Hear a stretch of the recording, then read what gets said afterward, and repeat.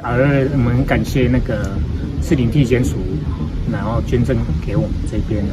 那新机我们打听以后，大概都要1000左右。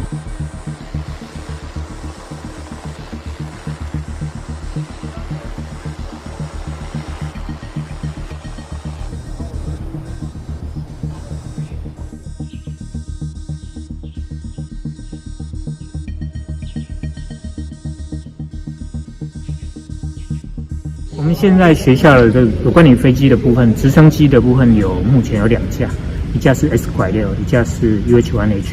其实这个 S-6可以飞，它也能飞。对，那一次那个 UH-1H 也是可以飞。新机我们打听以后，大概都要1000左右，或是900。